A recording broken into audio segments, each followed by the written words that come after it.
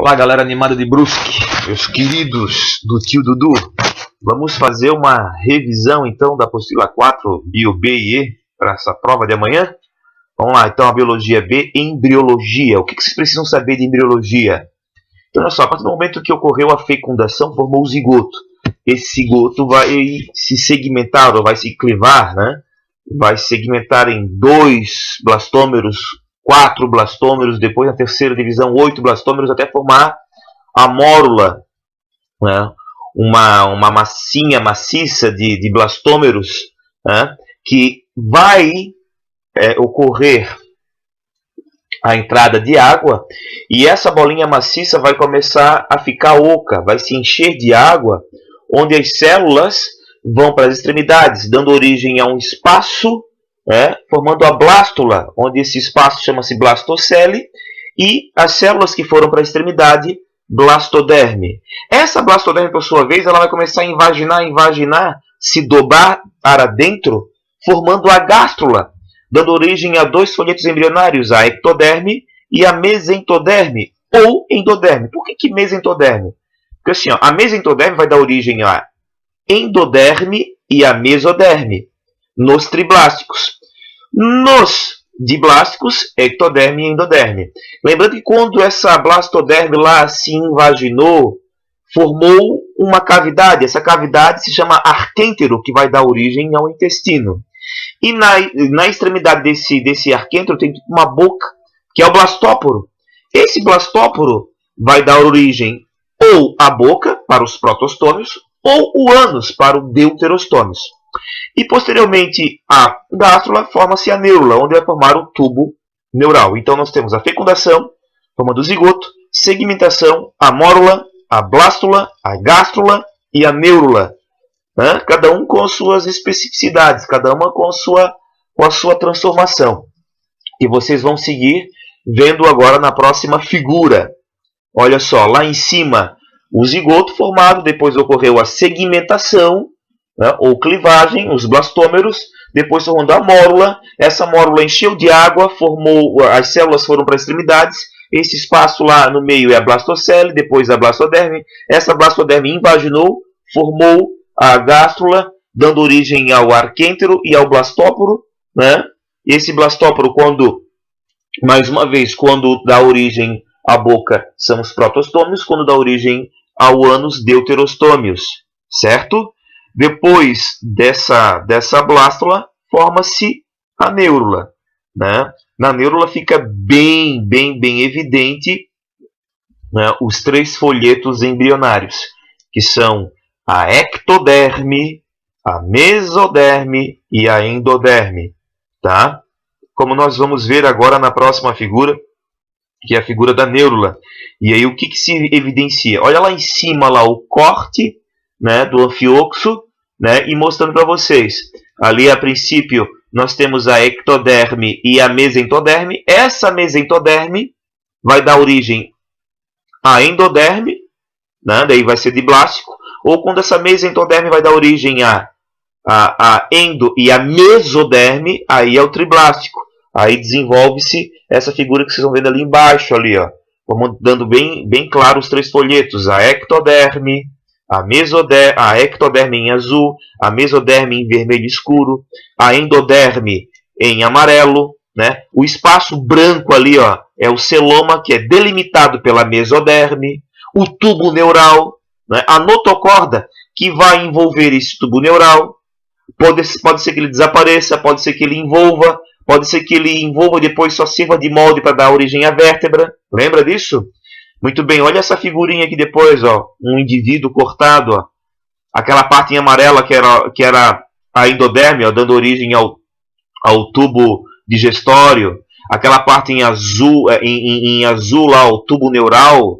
Em rosa, a notocorda, que poderá originar a vértebra, que no caso nós vertebrados, no caso o homem, ele vai originar a vértebra.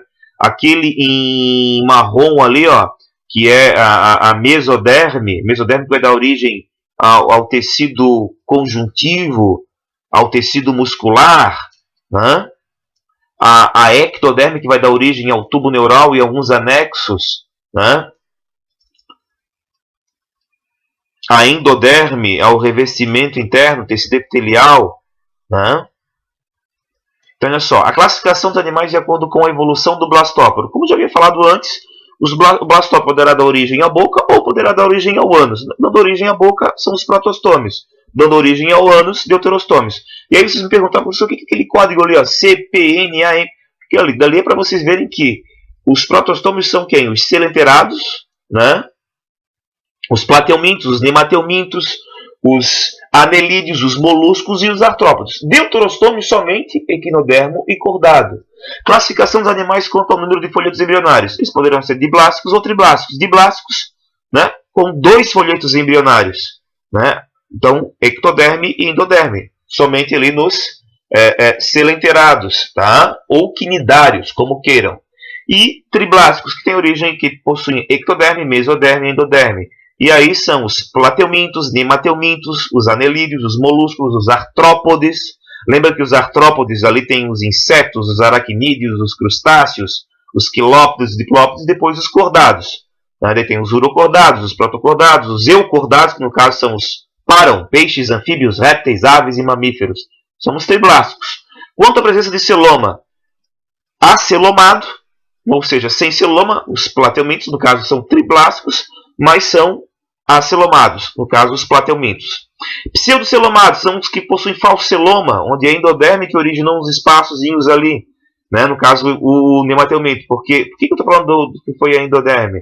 Porque o celoma verdadeiro é aquele que se origina da mesoderme, né? No caso, os celomados são quem? A partir dos anelídeos, moluscos, os artrópodes, os equinodermos e os cordados, que são celomados. Ok, pessoal? Ficou clarinho ali? Classificação quanto ao blastóporo, quanto aos folhetos embrionários e quanto à presença de celoma. E lembrando que nós temos esses folhetos embrionários, né? A endoderme, mesoderme e ectoderme. Lembrando que as estruturas que originam, né, a endoderme, né, que vai dar origem ao tecido epitelial, as mucosas internas, os revestimentos internos, né, o sistema digestório interno, né, o aparelho respiratório interno, o sistema excretor ali interno, que vai dar a mucosa, né? Então, a mesoderme vai dar origem ao tecido muscular e o tecido conjuntivo. Então, olha só, não confunda, porque assim, ó, aí pode ter uma pegadinha, tá? Que é para ficar bem claro para vocês. A mesoderme dá origem ao tecido muscular. Então, o tecido muscular é tecido muscular liso, o estriado cardíaco e o estriado esquelético. Então, a bexiga é músculo liso, mas o revestimento dela é de endoderme. Tá? Então, é isso que tem que ficar claro para vocês. E depois a ectoderme que vai dar origem ao sistema nervoso, né? Principalmente ao tubo neural que vocês já viram. Beleza? Muito bem. Vamos agora para os anexos embrionários, né? Lembrando que os anexos embrionários aqui nos vertebrados, né? Nos peixes, nos anfíbios, répteis, aves e mamíferos, né? São estruturas derivadas do embrião, né? São órgãos, de certa maneira, transitórios que vão estar tendo essa função de auxiliar na proteção, na nutrição, na respiração, na excreção, enfim, né? Até na ocasião ali do nascimento, que depois eles são descartados, né? Então eles têm muita importância, né? Como a vesícula vitelínica, o alantoide, o córion, o âmnio, a placenta e o cordão umbilical, né? Lembra daquele macete, ó, VACA-PC. VACA-PC. É um macete da vesícula vitelínica, alantoide, córion, âmnion, placenta e cordão umbilical. Lembrando que a placenta e o cordão umbilical são exclusivos dos mamíferos, né? Somente os mamíferos terão, né, esses dois anexos embrionários, né? E a vesícula vitelínica, né, uma fonte de nutrição, né? Todos irão apresentar, com exceção dos anfíbios, vocês já viram. Né? Os peixes e os anfíbios são mais simples, né? O peixe só vai ter a vesícula vitelínica. Lembra que vitelínica, vitelo, né, de nutrição. Né? O alantoide vai facilitar na excreção, na respiração para alguns animais. O córion na proteção, respiração. O âmnion envolve o embrião, o líquido amniótico, que é a proteção. né? A placenta somente dos mamíferos, o cordão umbilical somente dos mamíferos, que vai ter nutrição, respiração, excreção, né? A função imunitária, enfim. Vocês vão ver uma tabelinha agora que vai ficar bem claro para vocês. Olha só. Então, os anexos embrionários ali, ó, né?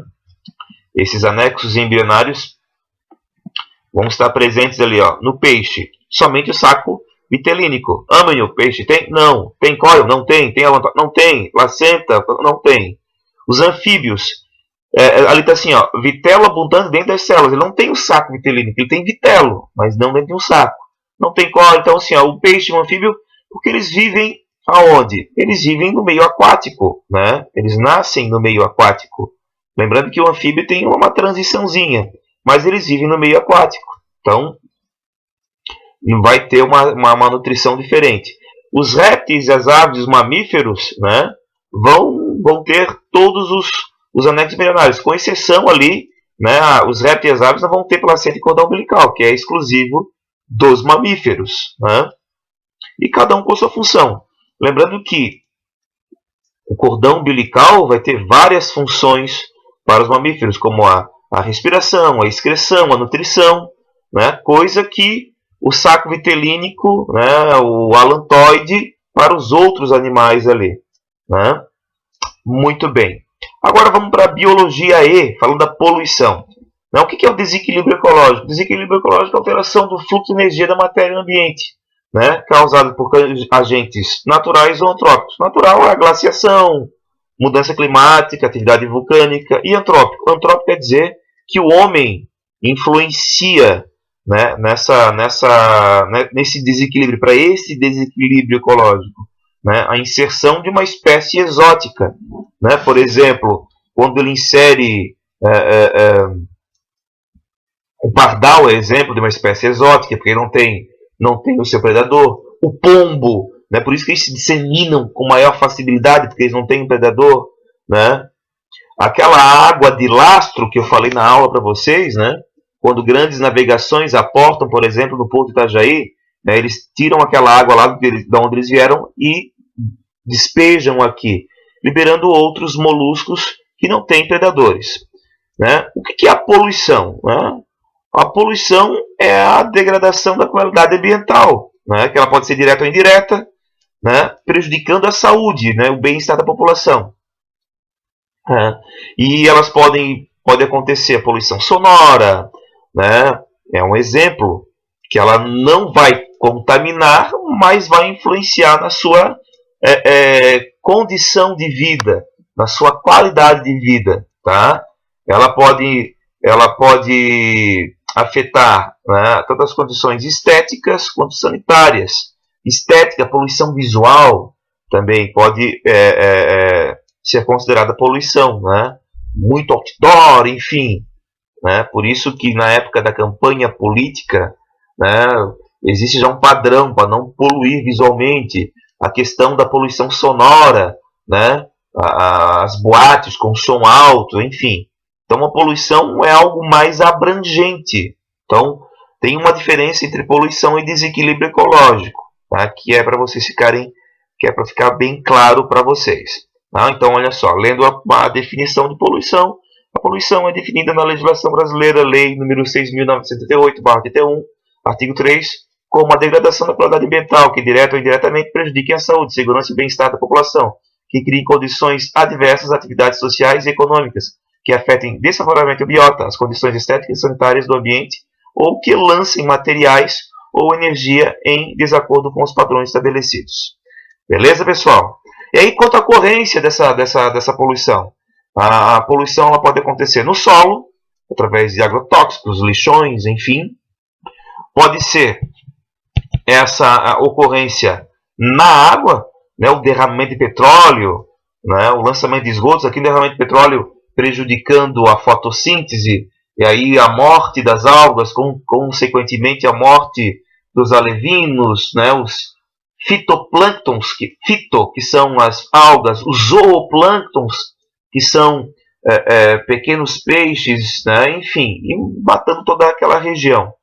O lançamento de esgoto também na água, né, causando a eutrofização, que depois eu vou falar para vocês. A atmosfera, a emissão de gases, né, o CO2, né? O NO2, e aí tem também o SO2, né? O CO2 é o dióxido de carbono, o NO2 é o óxido nitroso, o SO2, né?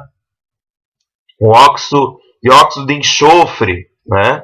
Então nós temos o dióxido de nitrogênio ali, o dióxido de carbono, o dióxido de enxofre causando poluição, né? Quanto à ocorrência. Quanto ao agente, pode ser química, né? Daí eu tenho o clorofluorcarbono, o CO2, o mercúrio, etc.